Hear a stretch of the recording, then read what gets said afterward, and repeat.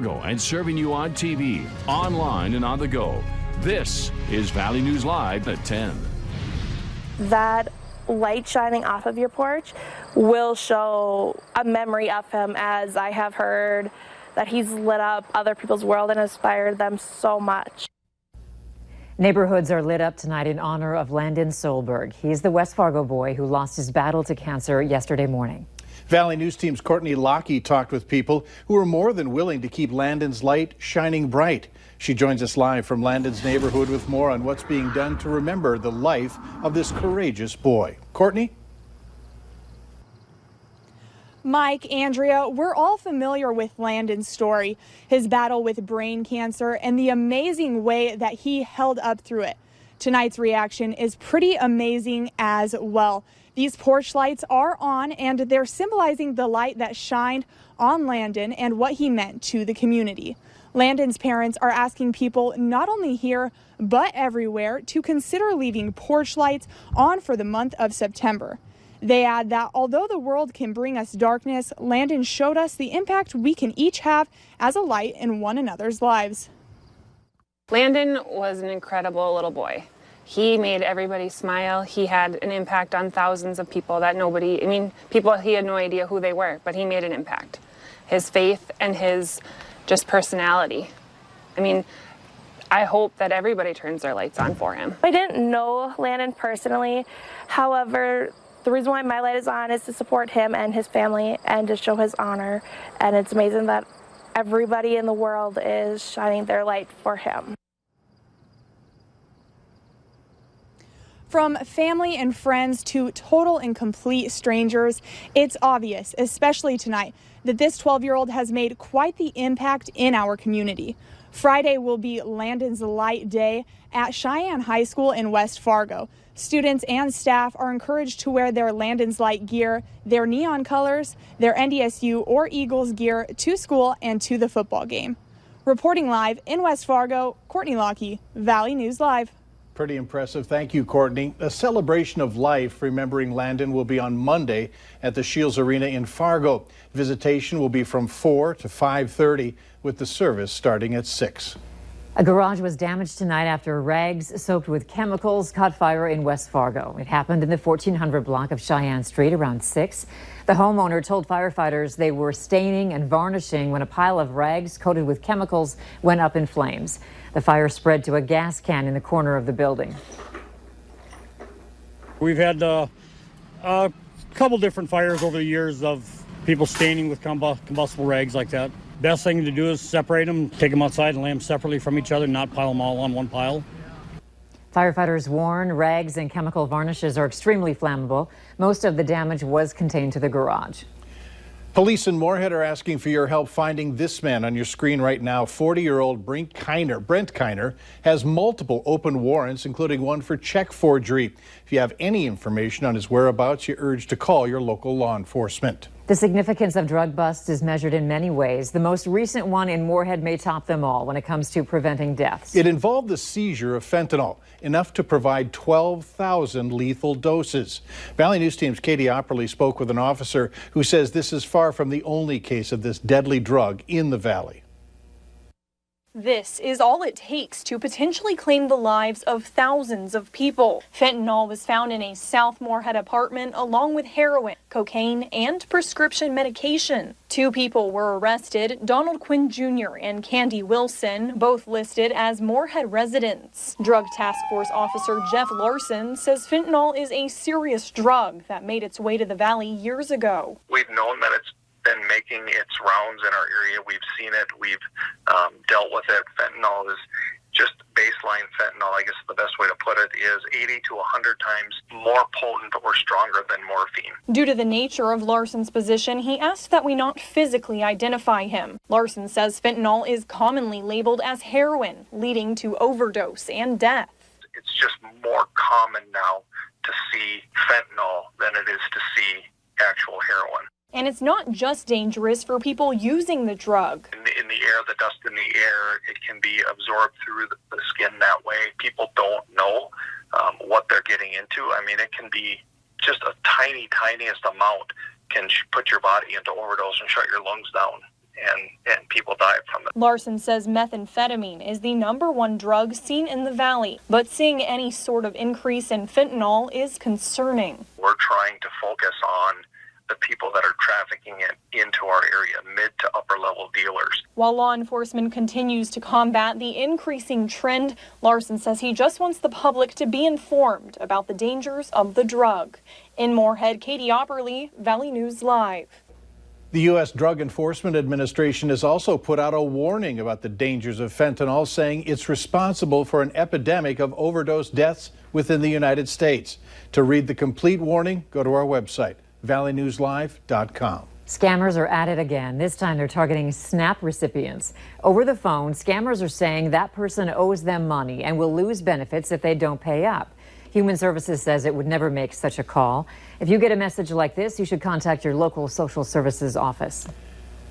A whistleblower reached out to us about concerns he had with the West Fargo Public Works Department.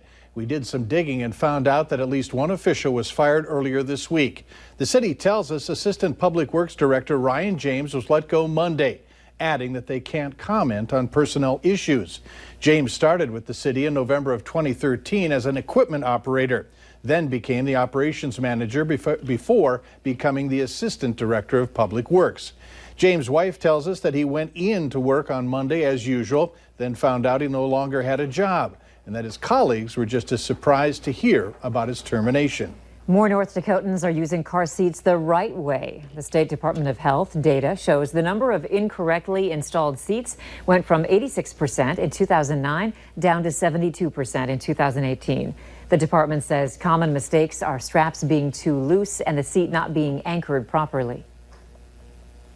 The car seat might be too loose. It's not supposed to move more than an inch, and sometimes it's not tight enough, and in a crash, the car seat's going to move, putting the child more at risk of hitting something in the car. There are more than 200 car seat technicians around North Dakota. I'm not really worried about losing our clientele. Our customers have been great. They've been really loyal. We get a lot of referrals. The South Fargo neighborhood surrounding the only Kmart in North Dakota will feel the impact when the big box retailer closes its doors. What those shoppers may not realize is a business attached to the Kmart building isn't going anywhere. Valley News Team's Joshua Pagero spoke to the folks at that tire shop today, finding out their lights will remain on, even though Kmart's will not. Dakota Tire has been at their university spot connected to the Kmart building for 15 years. We've had a super loyal customer base over the years, and it's been wonderful for us.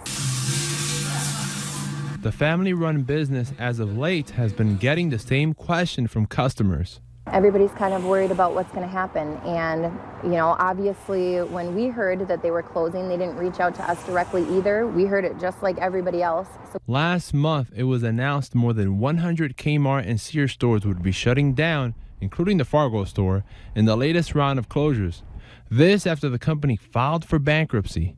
Cassie Schmidt says they plan to stay put, but the questions about their plans became so persistent, they've posted signs all over their shop and even bought a billboard ad. It's a little bit easier to address our customers this way. It kind of takes a long time when everybody's kind of asking at the desk, and these guys have to stop what they're doing all the time and be like, don't worry, we're not going anywhere. Although Kmart occupies the largest building on this property, they do not own the property. That's actually a company from North Dakota that owns it.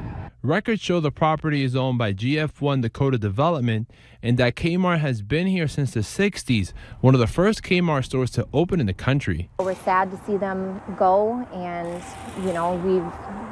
it's a really kind of heartbreaking thing. She says whoever moves in next will have big shoes to fill in a space that's become a neighborhood staple. In Fargo, Joshua Pagero, Valley News Live. The Kmart store is expected to close by mid-December. It's become North Dakota's staple snack. Dot's pretzels have grown from a recipe in Dorothy's kitchen to a national product. And after 7 years, the company is introducing new products that includes candy bars with the company's signature product in either milk, white, or dark chocolate. Dorothy says it's incredible how much the pretzels have spread, mostly by word of mouth. Well, on Tuesday, the new Southwest-style pretzels were announced. Henke says that they'll be out in test markets this fall and will launch officially next spring. Valley News Live 10 at 10 continues with no wait weather.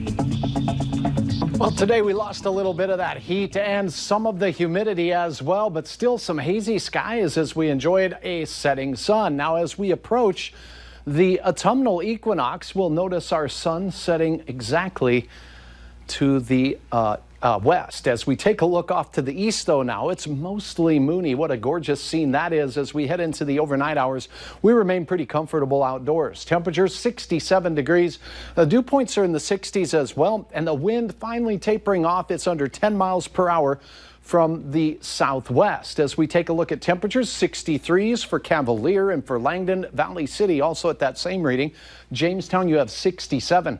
Grand Forks and Thief River, the hot spots at 70 degrees this hour. 68 still on the warm side for Babe the Blue Ox as we head into the late night hours. More clouds up in north central portions of Minnesota, and a few showers remain possible, but most of that activity is exiting. We have tropical depression now, Imelda, that has weakened and shifted just a little east of the Houston metro area as it moves to the state line there with Louisiana. Hurricane Humberto on its way out into the Atlantic still. Here's a look at your hour-by-hour forecast. Clearing, but watch for patchy dense fog when the temperature and the dew point are real close together, particularly when we have light winds. There'll be a chance of that, so it could be some thick fog first thing in the morning with temperatures in the mid-50s to around 60 degrees. First half of your Thursday, delightful, and your midday hour perfect to get outdoors. A few more clouds, as you notice here, are model advertising in north central portions of Minnesota. Other than that, the rest of the area enjoying very beautiful conditions. Friday after work and after school, a dandy to light up the grill or head to the park with the kids because we won't have much in the way of wind. Temperatures above average for this time of the year, but not as hot.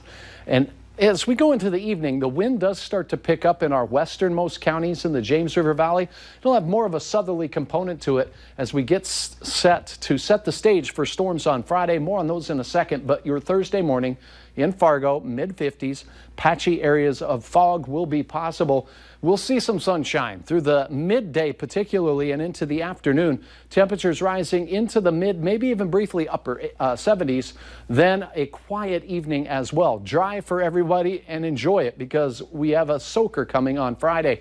Your hometown forecast shows as a result of the increased cloud cover in your area, north central Minnesota will be in the lower 70s. The rest of us, mid to upper 70s. All right, Friday, slight risk of severe. What's a slight risk mean? Means we'll have a few severe thunderstorms, large hail, damaging straight line winds. The main threat, we will have areas of heavy rain and some localized flooding won't be out of the question. Cannot rule out an isolated tornado. Here is the latest as we track the storms. Friday afternoon into the late evening, eastern North Dakota will see a strong chance of strong storms. And then heading into the overnight hours, they continue to move off to the east. We'll keep you updated on that. But how about this mostly moony shot from Steve in Grand Forks? Beautiful. Now let's have a look at our Friday forecast. Chance of severe temperatures will be around 80 degrees and breezy. Enjoy the warmth. Saturday, for those tailgaters, closer to the 60s outdoors there with spotty morning showers. That won't stop them. No, right? Not at all. No. All right. Later on Valley News Live at 10, Fargo animal shelters are seeing the impact of a new lease for some Fargo and West Fargo communities. How the ban on some dog breeds is having a ripple effect. Still ahead.